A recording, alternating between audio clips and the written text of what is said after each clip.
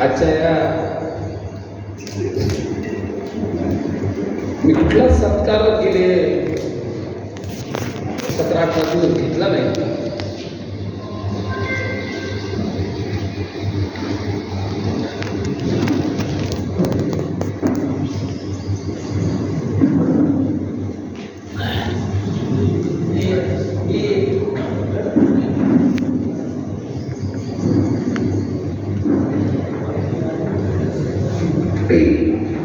पण मंग्याचा मला फोन आला एक 8 दिवसात की ह्या रविवारी आपण आपल्या शाळेत ठेवून कौतुक करू. मी तर मागच्या रविवारी टाळलं करून एकदम कसोशील की सर मी त्याला सांगितलं की सर मी तू आता या रविवारी ठेवू नको, बघू आपण पुढच्या रविवारी. पण तो इतका इंटेन्सली नंतर मग 2-3 दिवस मग सगळ्यांचे फोन आले की आपण ह्या रविवारी करायचं. आज MGMच्या सभागृहात एक कार्यक्रम होता. त्यांनी काल खूप डॉक्टर लोकांनी विनंती केली. मी त्यांना सांगितलं तर उद्या कुठला कार्यक्रम घेणं पॉसिबल नाही, म्हणून 2 वाजेपर्यंत मी काही कार्यक्रम घेऊ शकत नाही. आजच्या या कौतुक सोहळ्याला उपस्थित असलेले माझे गुरुजन Nirki madam, Bodke sir, Gavaskar sir, Khandgore sir, Date sir, रश्मीताई, वहिनी आणि इंदुमती जोंधळे मॅडमनी जो माझ्यासाठी जो एक मेसेज पाठवला त्या इंदुमती जोंधळे मॅडम. या शाळेने आम्हाला काय शिकवलं तर 3 प्रमुख गोष्टी आम्हाला बोधनिकांना या शाळेने शिकवलं. तुम्ही पण या शाळेचे माझे विद्यार्थी असल्यामुळं या शाळेने आम्हाला पारदर्शकता शिकवली. या शाळेने आम्हाला तत्व शिकवलं. या शाळेने आणि या शाळेतल्या प्रत्येक वर्गाने आम्हाला संघर्ष शिकवला. त्याच्यामुळे 30 वर्ष आम्ही एका अनसर्टन फील्डमध्ये असताना, जिथं आज काय होईल, उद्या काय होईल, परवा काय होईल हे सांगता येत नाही, अशा फील्डमध्ये आम्ही या शाळेमुळे टिकलो.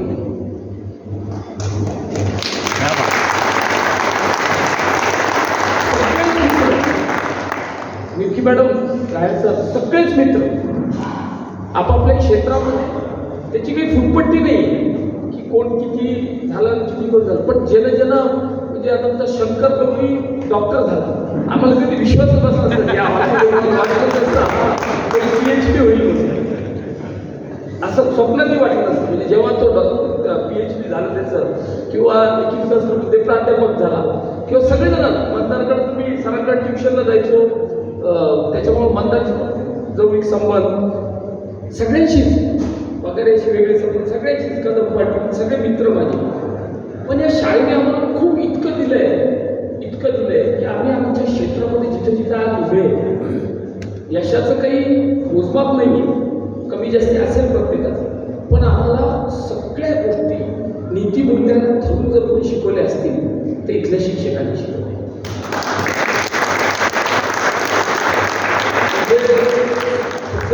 अत्रे बाई असू द्या, जोंधळे मॅडमनी आणि निरकी मॅडमनीचं इतकं शिकवलं मला.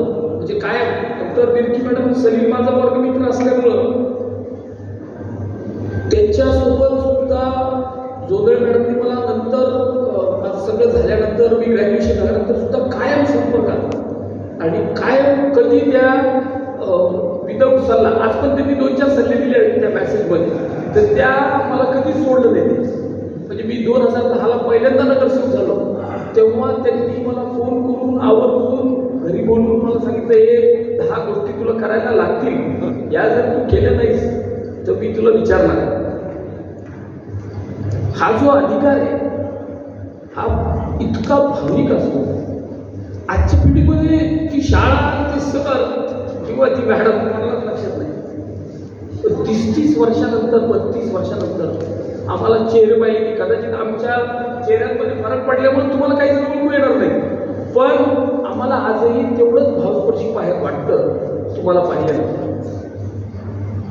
आणि ह्या सभागृहात म्हणजे योगी शिरदकर पासून सगळेजण, ह्याचं अक्षर खूप चांगलं होतं मॅडम. ह्याचं माझं सगळं होमवर्क हाच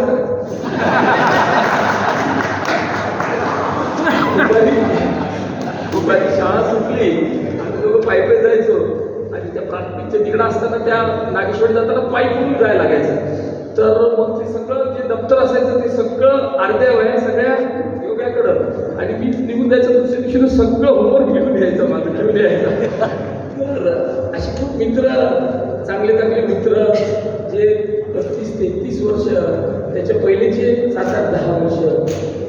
कारण माझी अशी धारणा आहे की जे लहानपणीपासून पहिले 10 वर्ष जे मित्र असतात ते आयुष्यात कधीच विसरले जाऊ शकत नाही. नंतर ओळखीचे लोक खूप होतात.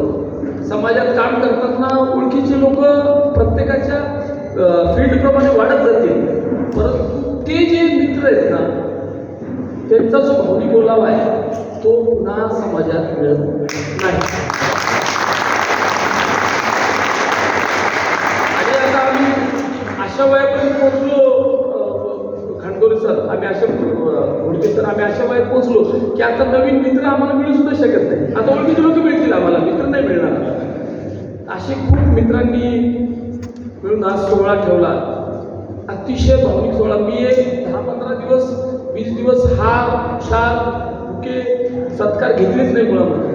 कारण की या शहरातल्या ज्या सगळ्या आव्हानांना तोंड देण्यासाठी जोंधळे मॅडमने त्याचा एकदम चांगला शब्द काढला की समीर हा काटेरी मुकुट आहे. मी पण रश्मीदेव मंगलताईचे काल सजग महिला संघर्ष समितीचा कार्यक्रम करतो. मंगलताईला मी तेच म्हणतो की खूप काटेरी मुकुट आहे. पण या शाळेने आम्हाला प्रचंड संघर्ष करायला शिकवलेले आणि रस्त्यातले काटे दूर करायचं पण शिकवलेलं. त्याच्यामुळे त्याचं काहीच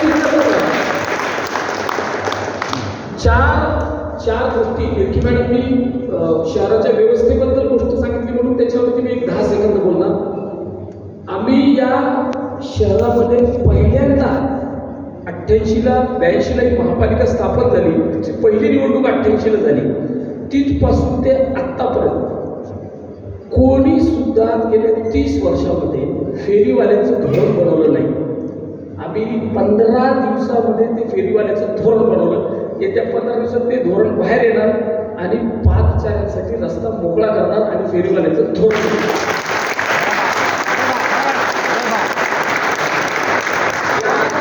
ज्या शहरामध्ये 2 प्रमुख समस्या असतात ते शहर कधीच मोठं होत नाही. तुम्ही लंडन जे पाहताय निरखी मॅडम ते सगळं ग्लोरिफाईड झालेलं. पण ज्या बेसिक मूलभूत समस्या पाणी आणि कचरा या वर्षभरामध्ये मी सातत्यानं सगळ्यांना सांगतोय की या 2 विषयाचा निपटारा आपल्याला 100% करायचा आहे. मोदनी काकांनी त्याची एक छोटीशी रेकॉर्डिंग कारण त्यांची माझी रोज भेट होती म्हणून त्यांना मी सांगतो नेहमी या 2 विषयामध्ये आपण सगळ्यांना मिळून काम करायचं आहे. आम्ही पहिली बैठक घेतल्यानंतर महापालिकेमध्ये आयुक्तासोबत 3 विभाग असे असतात जे महापालिकेमध्ये प्रचंड भ्रष्टाचाराने बरबटलेले असतात. त्याच्यामध्ये टाउन प्लॅनिंग असतं, दुसरं एक टेंडर सेक्शन असतं आणि तिसरं प्रॉपर्टी टॅक्स असतं. तुम्हाला निरखी मॅडम गायकर सगळे हे ज्येष्ठ शिक्षक आहेत म्हणून तुम्हाला सांगतो आणि माझे मित्र पण आता सगळे वेगवेगळ्या विषयामध्ये पारंगत आहेत, वेगवेगळ्या ठिकाणी काम करतात म्हणून तुमच्या माहितीसाठी सांगतो. जेव्हा तुम्ही आकडे ऐकता तर या शहरामध्ये 840 कोटी रुपये प्रॉपर्टी टॅक्स थकीत आहे गेल्या 15 वर्षापासून. 840 कोटी रुपये. पिंपरी चिंचवड महापालिका 2011च्या जनगणनेप्रमाणे या शहरापेक्षा छत्रपती संभाजीनगरपेक्षा फक्त 2 लाख पॉप्युलेशन जास्त आहे. फक्त 2 लाख. आणि त्यांचं प्रॉपर्टी टॅक्स कलेक्शन जे आहे ते 1140 कोटी रुपये आहे आणि आपल्या महापालिकेचे 140 कोटी. म्हणून पहिल्या दिवशी आम्ही जी पहिली बैठक घेतली खूप जणांनी वर्तमानपत्रात ते वाचलं असेल तर आम्ही टाउन प्लॅनिंगला अतिशय कडक भाषेत सांगितलेलं आहे आणि त्याचा परिपाक या शाळेनं तुम्ही शिकवलेल्या गोष्टींनी हे पुढं घडलेलं आहे म्हणून तुम्हाला तुमचे संस्कार आहेत तर त्याचं उदाहरण सांगतो. मी त्या बैठकीत सांगितलं की आजपर्यंत तुम्ही किती कोणाला पैसे मागितले, कोणी तुम्हाला दिले ह्याच्यामध्ये मला पडायचं नाही आहे. तुम्ही कोणाला मागून एक्स्ट्रॅक्शन केलं तर ते आजपासून पुढे चालणार नाही आणि आम्ही आता तुम्हाला सस्पेंड करणार नाही, आम्ही तुम्हाला टर्मिनेट करणार आणि मग तुम्ही न्यायालयीन मार्गाने तुम्ही जा आणि आम्ही तिथं ते प्रूव्ह करणार. तुम्हाला आश्चर्य वाटेल की ह्या शाळेचा एक विद्यार्थी त्या ठिकाणी बसल्यानंतर 14 लोकांकडून घेतलेले पैसे अधिकाऱ्यांनी वापस करून टाकले. त्या लोकांनी मला फोन केला.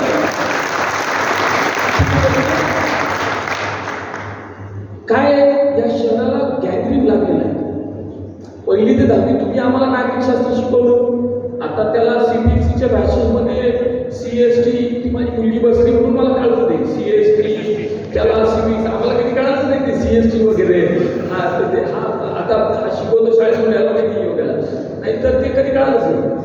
1ली ते 10वी जे गोष्टी तुम्ही आम्हाला शिकवल्या, म्हणजे मला अजून आठवतं की बाबूची गाडी असो ते लब्धू असो, आम्हाला असं कधी फेका वाटलं नाही, आम्हाला कधीच वाटलं नाही. म्हणजे त्या काळात ते डस्टबिन सुद्धा नव्हते, अशा काही ठेवलेल्या डस्टबिन राहायच्या नाही. आत्ता गेल्या 15 वर्षांनी डस्टबिनची संस्कृती आहे, पण एक कोपरा असायचा तिथं ते टाकलं पाहिजे. पूर्णानंदला घेतलं काही घेतलं तर ते बाजूला टाकलं पाहिजे, ही सवय होती, ही तुम्ही शिकवलेली सवय होती. पण ती 18व्या वर्षीनंतर आम्ही विसरून गेलो सगळे. आणि शहरातल्या नागरिकांचं काय कर्तव्य आहे कचऱ्याच्या प्रती. म्हणजे काल रात्री तर माझं मन इतकं द्रवित झालं की मी सकाळी 6ला घर सोडलं होतं, 9:30-10 वाजले, मी जेवण केलेलं नव्हतं, म्हणून 10 वाजता घरी जाऊ. तर मला घाटीतून फोन आला की नारेगावला एका 6 वर्षाच्या मुलीला एका कुत्र्यानं 200 चावे घेतले. मी रात्री काल कदम पाटील माझ्या बरोबर होते काल आल्यामुळं, तर रात्री मला 1 वाजला तिथे. मी त्या वॉर्डमध्ये गेलो होतो, माझ्याबरोबर जो देवकर मुलगा राहतो तो तर 1 मिनिटातच बाहेर आला. इतके चावे केले होते. समाजामध्ये आम्ही काम करताना जर इतकं म्हणजे त्याचे शब्द नाहीत आपल्याकडे, की आपल्याला जर भावनाच नसतील आणि काय चाललंय हे जर कळत नसेल, तर मग आम्ही समाजकारण करतोय का बरं आणि आम्ही कपडे घालून फिरतोय का बरं, असा प्रश्न बरं. मी 1 वाजता जेव्हा घाटीची टीम तिथून निघाले, मी त्या मुलीच्या आईला विचारलं की तुमच्या त्या मुस्लिम होत्या, जोंधळे मॅडमनी मला नेहमी सांगतात की तू जरी कोणत्याही पार्टीत असला, म्हणजे रश्मीताई पण तसं सांगते मला की तू कोणत्याही पार्टीत असला तर ते तू सर्वसमावेशक राहायला पाहिजेस. आता तय्यबला माहिती आहे, आम्हाला तर कधी जातच कळाली नाही, धर्मच कळाले नाही, शाळेची शिकवण काय आहे आम्हाला इतके वर्ष झाले, आम्हाला कोणाची कधी जात कळाली नाही, कोणाचा धर्म कळाला. त्याच्यामुळे ही या शाळेची शिकवण आहे की आपण हे करायचं नाही. त्या मुलीच्या आईला